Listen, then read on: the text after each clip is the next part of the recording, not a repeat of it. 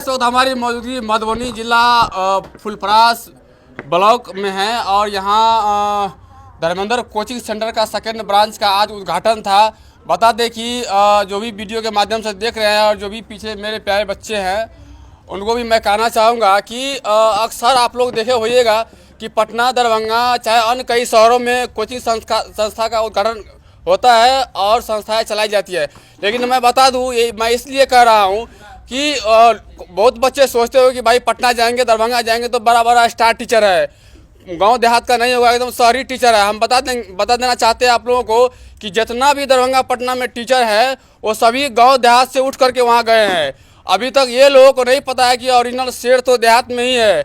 और जब Dharmendra coaching centre का जो संस्थापक है धर्मेंद्र जी, इन लोगों से पहले संस्था से खोलने से पहले इनसे मुझे बात हुई थी कि सर क्या करेंगे, दरभंगा खोले कोचिंग या पटना खोले। तो हम लोगों में आपसी ये विचार हुई थी कि सर सभी लोग अगर बाहर ही आ जाएंगे तो गाँव देहात में बच्चे के लोगों को कौन पढ़ाएगा।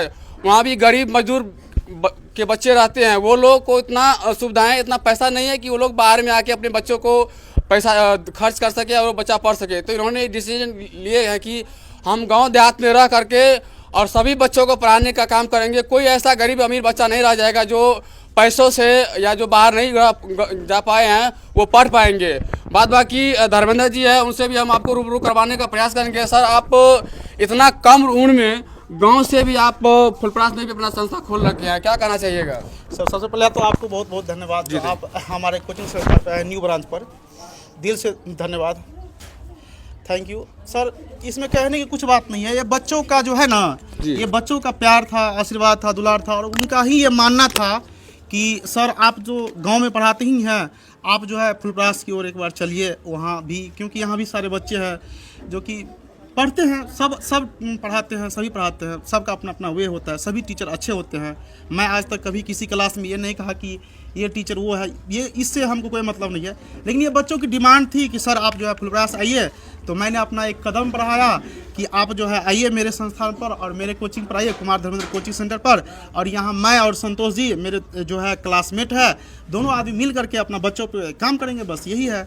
और मैं आप के थ्रू यह बताना चाहता हूँ कि जितने भी बच्चे हैं आप लोग 8, 9, 10th के, मैं उन सभी बच्चों से रिक्वेस्ट करता हूं कि आप जो है ना एक बार आइए, हम लोगों के साथ जुड़िए, देखिए कैसे क्या लगता है, कैसे मतलब जो है पढ़ाई होती है, यहाँ की पढ़ाई के बारे में आप समझे, फिर अपना आप डिसीजन खुद ले सकते हैं। 21 दिन जो है डेमो दिए हैं, मात्र 200 रुपया में आपको सभी सब्जेक्ट पढ़ाया जाएगा। सर कई ऐसे भी फुलपरास आए हैं आप, जहाँ तक कि मैथों में पढ़ाने का काम किए, कई गरीब बच्चे भी हैं, उनको भी आप फी का लॉट नहीं देते हैं ताकि वो पढ़ सके। आप फुलपरास में भी संस्था खोले हैं। एक करवा सवाल आपसे पूछना चाहेंगे, अगर संस्था आपको काफ़ी जम जाता है, कई लोग देखते हैं बिजनेस व्यापार बना के रख दिए हैं, तो ऐसे भी गरीब मजदूर बच्चे हैं जो आपको, चाहे कोई जिसका पिताजी स्वर्गवास हो गए हैं और वो भी बच्चे पढ़ना चाहेंगे, तो उसका क्या फी रहेगा? सर आप तो जानते ही हैं, मैं तो पहले भी बता चुका था घर पे कि जो भी असहाय बच्चे हैं जिनके पिता नहीं है, मैं तो उनके लिए बोल चुका हूँ क्लास 6 से लेकर के क्लास 12 तक मैं फ्री में पढ़ाऊँगा और साल में 2 वस्त्र देने का भी मैं ही काम करूँगा।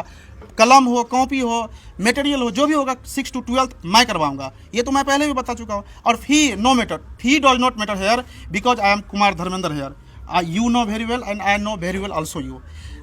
नोट फी मैटर नहीं करता है मेरे पास। आप आइए मेरे साथ जुड़िए और ये 200 रुपया जो फी है, बस समझिए ना कि आप जानवे करते हैं 200 रुपया फी आज की डेट में 200 से 250 नहीं होगा। जमने या ना जमने से ये नहीं है कि जम जाएगा तो 500 600 जो होगा नहीं। बिजनेस जो है ना सर, एजुकेशन को एक बिजनेस नहीं करना चाहिए। और बहुत सारे लोग अपना अपना ये है कि एजुकेशन को बिजनेस समझ लिए हैं। बैग देखते हैं, बस्ता एकदम बच्चा से भी बड़ा बस्ता, लोड नहीं लेता रहता बच्चा सब, फिर भी दौड़ते रहता है। हर एक साल 4,000 10,000 रुपया में मतलब बुक सब लेता है, कॉपी लेता है, क्या पढ़ाई होती है आप तो जानबे करते हैं। लेकिन छोटा सा मेरा प्रयास है हम दोनों का, और हमारे तो साथ देने के लिए एक सर भी आ गए हैं, संतोष सर, जो कि मेरे बहुत ही करीबी हैं। 8, 9, 10 साथ में ही पढ़े हैं, 11, 12 अभी तक साथ में ही है। और ज़्यादा से ज़्यादा अगर ज़्यादा ज़रूरी होता है तो हम अपने साथ में पप्पू भैया से कुछ सजेशन भी ले लेते हैं, वो तो बता ही देते हैं क्या कहाँ क्या करना है, नहीं करना है, पूछ सकते हैं। नहीं, फी के बारे में यहाँ कुछ नहीं बोलना है। सर इतना काफ़ी टीचरों को मैंने मार्केट में हर जगह देखा, जिस तरह से आपका जो जोश जुनून बच्चों के प्रति है, उसके लिए हम लाइव बिहार मंच की तरफ से बहुत बहुत धन्यवाद देते हैं सर आपको। बाद बाकी एक सर भी हमारे साथ है। सर इतना कम बच्चे जहाँ तक देख रहे हैं, ज़्यादातर बच्चे आपका मेडल लेके टॉप बने हुए हैं, क्या रीज़न है आखिर इसके पीछे? सर सबसे पहली बात तो सबसे पहले तो आपके सभी दर्शकों को हार्दिक अभिनंदन। कुमार धर्मेंद्र कोचिंग सेंटर की तरफ से आपको अभिनंदन। और यहाँ पे आए हमारे तमाम अतिथि जो इसका उद्घाटन किए, और यहाँ जो कि आपको पता होगा ये सेकंड ब्रांच है, इससे पहले धर्मेंद्र जी मौथौर में चलाते थे। तो हमारा पहले से ही प्रयास था कि एक हम टीम के साथ सभी बच्चों को सभी सब्जेक्ट, और स्पेशली हम यहाँ के बच्चों को ना बाइलिंगुअल मेथड पे मतलब काम करेंगे, क्योंकि बच्चे यहाँ 8, 9, 10 के बाद होता क्या है, जो जब ये मूव करते हैं दरभंगा के लिए, पटना के लिए, तो उसे सबसे बड़ा चैलेंज फेस करते हैं कि वो इंग्लिश का उनका सबसे बड़ा ये इशू होता है। तो हम सर से पहले भी इस मैटर में बात की है कि यहाँ जो हम पढ़ाएंगे तो बच्चे को वो कंटेंट देंगे जो बाइलिंगुअल होगा, जहाँ बच्चे दोनों में इंग्लिश हिंदी पढ़ेंगे, ताकि जाके 10th के बाद बच्चे को कभी हिंदी टू इंग्लिश करने में कोई दिक्कत ना हो। रही बात हमारे यहाँ के बच्चे का, तो सभी को हार्दिक शुभकामनाएं। आगे बढ़े जितने भी बच्चे यहाँ से उत्तीर्ण हुए हैं, और हमारा यह पूरा प्रयास रहेगा यहाँ से कि हम यहाँ से बच्चे को एक अच्छी शिक्षा दें, क्योंकि एक अच्छे शिक्षक का कर्तव्य ही ऐसा होता है कि अपने बच्चे की कमजोरी पे काम करे। सबसे पहला कर्तव्य ये होता है एक टीचर का। और जहाँ हमारे अतिथिगण भी बताए थे कि बच्चे को एक संस्कार, अभी के बच्चे में सबसे बड़ी कमी अभी की संस्कार की है, क्योंकि वो लिसनिंग नहीं है, अंडरस्टैंडिंग नहीं है, बहुत सारी की दिक्कत है। लेकिन तब भी बच्चे मेहनत करते हैं, समाज में कुछ सीखते हैं, स्ट्रगल करते हैं और धीरे धीरे आगे बढ़ते हैं। तो इसके लिए हम तमाम सभी बच्चों को हार्दिक शुभकामनाएं, और यहाँ पे और धर्मेंद्र जी को स्पेशल थैंक्स जो यहाँ पे कोचिंग खोलने का काम किया। बहुत बहुत धन्यवाद। तो अभी आपको धर्मेंद्र सर और ये दोनों सर हैं, इनसे आपको रूबरू करवाने का प्रयास किया। सबसे बड़ी चीज़ ये मैंने लगता है कि अभी देखते हैं जो कमज़ोर बच्चा है, तो बिजनेस पर्पस के माध्यम से टीचर लोग उन पर बहुत कम ध्यान देते हैं, बहुत कम डांटते फटकारते हैं, ताकि उसको वो बच्चा डेली आ सके, मेरा बिजनेस का पैसा जो है वो बनी रहे। इन लोगों में एक अद्भुत जोश जुनून हमको देखने को मिल रहा है कि जो भी कमज़ोर बच्चा है, हर तबके के बच्चों को ऊपर उठाने का प्रयास कर रहे हैं, हर मेथड से, हर तरीका से, हर ट्रिक से, हर फार्मूला से।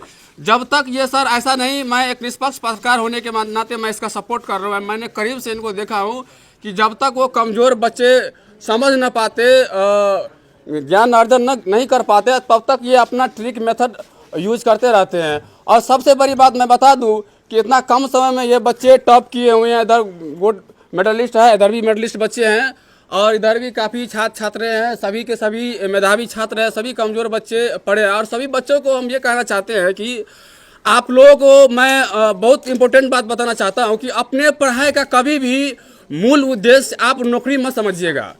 इसीलिए जब तक आप अपने पढ़ाई का मूल उद्देश्य, मूल लक्ष्य नौकरी समझिएगा, तब तक समाज में हमेशा नौकर पैदा होगा, हमेशा नौकर पैदा होगा, मालिक पैदा कभी नहीं हो सकता है। इसीलिए आप लोग हमेशा पढ़ाई को कभी भी नौकरी ना समझे। नौकरी एक छोटा सा मामूली सा बात है।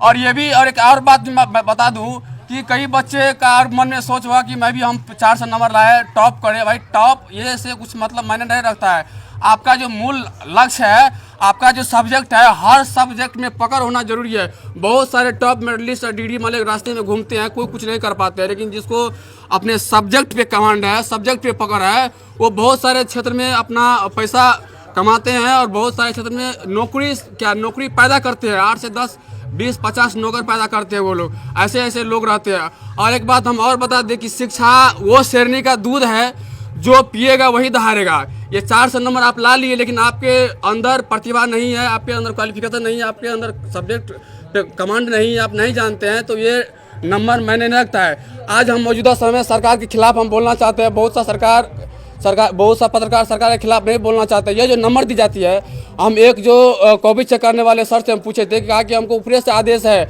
जो बच्चा 2nd डिवीजन होने वाला होता है उसको 1st डिवीजन कर दीजिए, जो 1st डिवीजन होने वाला होता है उसको पास कर दीजिए।